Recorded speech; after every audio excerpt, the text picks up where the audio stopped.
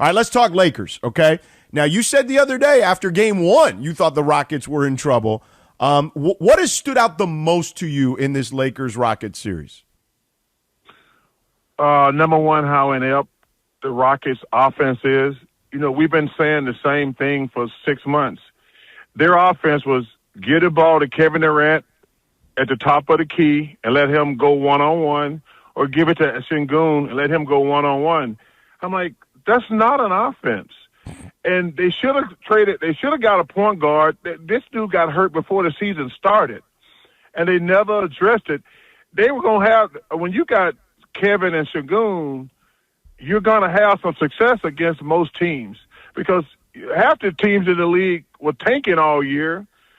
So that's the first thing. But number one, going back to how LeBron has controlled the series with his brain, like, I said before game one, because we was like, well, how, if you were LeBron, how would you play this game? I said, well, number one, he's 41. I don't know if he can play an entire game and getting 40 points and, you know, a bunch. I said, I would come out and pass the ball and get all these other guys going. And, man, his brain. So LeBron's brain, is, to me, has probably been the most glaring thing. And let me tell you something. That boy Kennard, man, he might be the best shooter in the NBA today. He might be the best shooter in the NBA today. He's played great. Obviously, Marcus has played great. But to me, it's all about LeBron's brain. He's just been controlling the series. Charles, I think a lot of us, though, when J.J. Redick was hired, you know, kind of we laughed at it like, well, I mean, what? LeBron got his podcast partner hired. That's the story now. But I must admit that 2 years later, you talk about the brain of LeBron. I'm kind of thinking the brain of JJ combined with the brain of LeBron. How do you evaluate what JJ's done so far in the early stages of his head coaching career? I think it's been interesting because he's caught between a rock and a hard place. And first of all, JJ's done a really good job, but he's kind of caught like, I'm not sure what to do with LeBron, and I got Luka, and so he's trying to figure it out. He's really doing a great job of navigating, because at some point they're going to have to turn this team over to Luka. But LeBron's such a great player. When Luka started going crazy in the second half of the season, LeBron's so good at basketball, he can be like the third best player. That's how great a player he is. But I think JJ's done a really good job. What's going to be interesting, if they ever get healthy, how they're going to be like, you know what, LeBron's playing great, but I got to get his ball to Luka. So I think JJ's done a really fabulous job walking a tightrope. But I tell you what, though, man, when Luka gets healthy and Austin gets healthy and LeBron moves on, that's when you're going to have to see how good a coach JJ is, in my opinion. Because right now, LeBron can make it all work, but obviously he's 41 years old. But at some point, it's going to be Luka's and Austin's team, and that's when you're going to be able to see how great a coach JJ is. Well, and Charles, I look at it this way, you know, because when we were talking about this series, you know, going into it and even throughout now through 2 games, I was looking at it and saying, like, look, they're clearly, you know, at their peak when they've got all those guys, right, because they're just so great offensively. But I'll tell you what, you know, defensively, they're a much better team right now without those 2 guys. Like that to me has been apparent, and I thought it was even obvious going into the series. Well, they look good defensively because the Rockets stink offensively now. Okay. Let's don't get carried away, George. Okay. Let's calm down. Okay. You know, they are better defensively.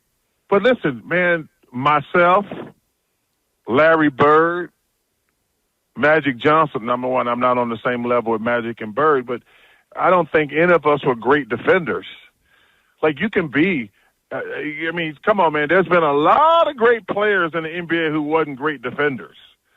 And I want Luka Doncic on my team.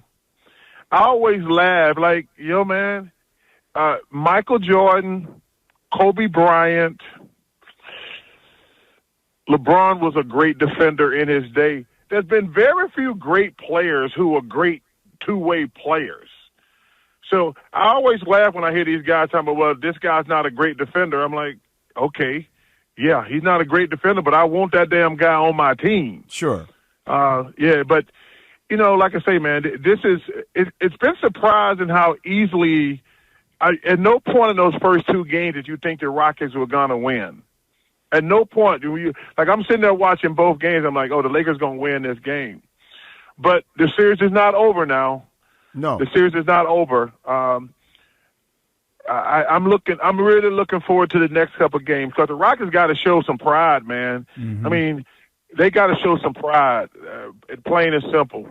Yeah, Charles, look, and look, I don't have a huge issue with. I think Luka's actually shown effort defensively this year, Charles, in a way that he hadn't in previous years, and certainly that Dallas lamented that he didn't. I mean, I remember guys telling me when I'd go there, they'd be like, man, if he can just give us like 2 seconds of just defense. So I will give him credit with that. He's at least tried this year on that end.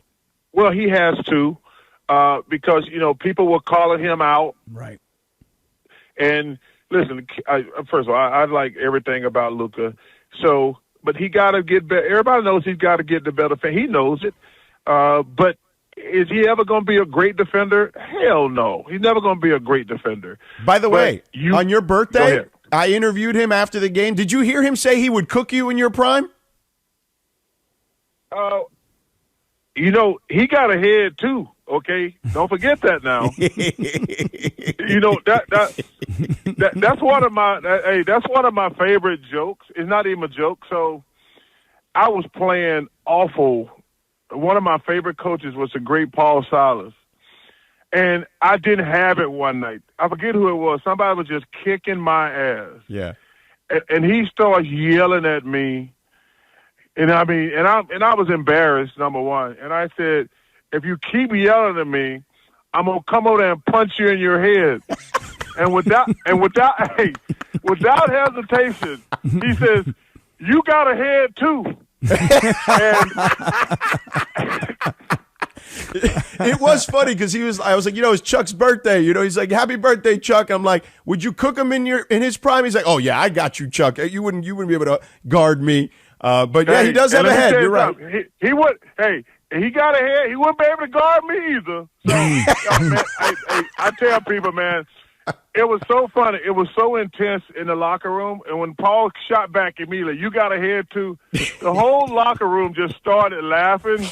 And I'm like, you got me, coach. You got me, coach. Well, the thing is he knew that you probably were serious. I mean, history would say that when you threaten somebody that you punch him in the head, you might actually really do it. Yeah. Hey, listen, you have to be very careful what coach you say that to. Yeah. I made the mistake of telling it to a tough guy, Paul Silas. I probably should have told one of the other coaches that I was going to hit them in the head. Yeah. Hey, Chuck, I was in OKC obviously the other day, as you know. The Jalen Williams injury. It looks like only grade 1, which is the best case scenario. But man, it's crazy how good they are. And look, I wasn't around covering the sport in the 90s. You know what I mean? I started, 2003. But like, they're as deep a team as I've ever seen. Like, they got dudes that people haven't even heard of who can play on that team. What do you make of OKC? I thought Masai Ujiri was the best general manager, and R.C. Buford in San Antonio. But Sam Presti is the best general manager in the NBA. Like, I don't even know where he be getting these guys from.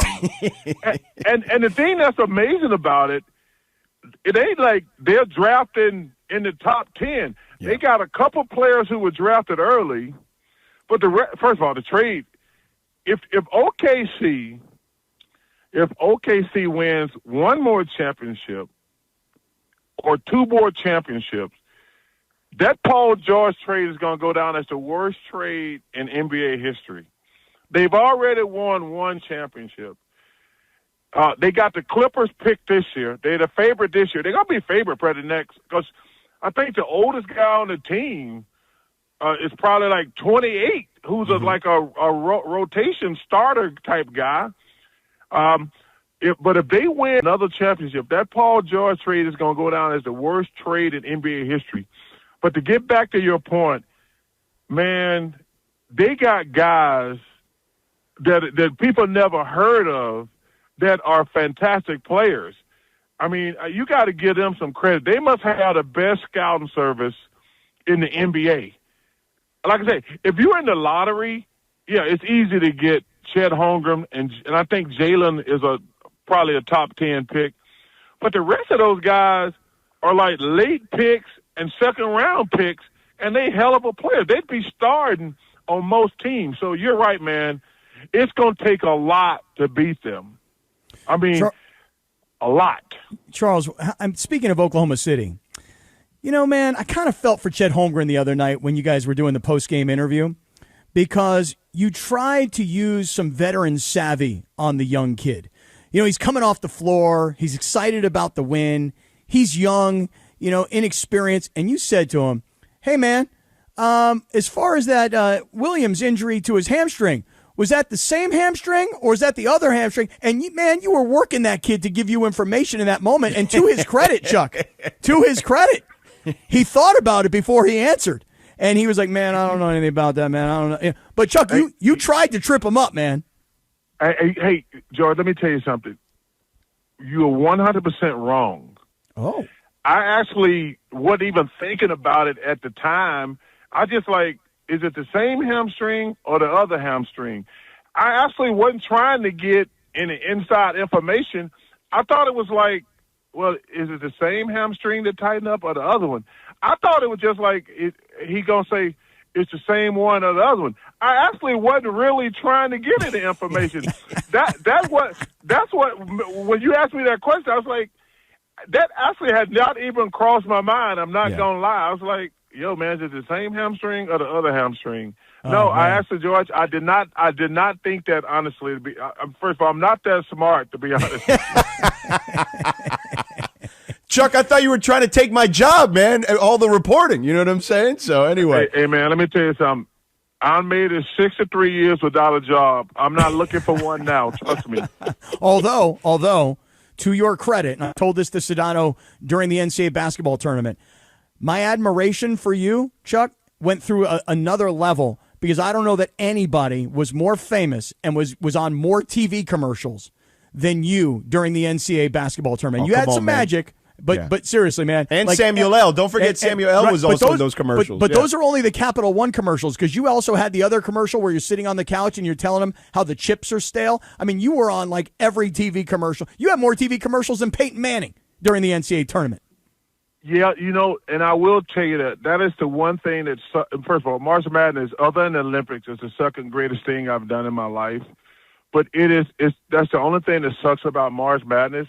Every commercial is me because of Capital One. They're like the number one sponsor. And let me tell you what, I'm going to tell you what makes it worse. You guys probably can't see it, but because I'm in the studio. We're on 4 different networks at the same time. Mm-hmm. So we have all 4 games on. It is the most uncomfortable thing every time. Like we got 4 TVs on the same little platform. It's the most uncomfortable thing every time they go to a commercial and your damn commercial is on. Mm-hmm. It is like you have to sit there and like it is. I'm not gonna lie. It is the most. I hate it. I'm not gonna lie. But and the worst thing is when they go to 4 commercial breaks at the same time and you're on all 4 different networks. Like, and the other guys are looking at you like. I'm like, yo, man, I don't control it. Capital One's the number one sponsor of March Madness. Right, their name's on the desk. Clark and Adam Zucker and Kenny are looking at me like, yo, man, you're on 4 different yo, man, I can't control it. That's the only thing I hate about March Madness. I'm not gonna lie. Yeah, that's hilarious. Listen, Chuck, thank you so much for taking the time, man. Always appreciate you, brother, and thank you for having me on Inside. You and Ernie and those guys. I always love popping on real quick with you. I'll talk to you soon, man. Thank you for joining us. Okay, hey guys, you guys have a great win, and thanks for having me. Yeah, right yes, sir. On.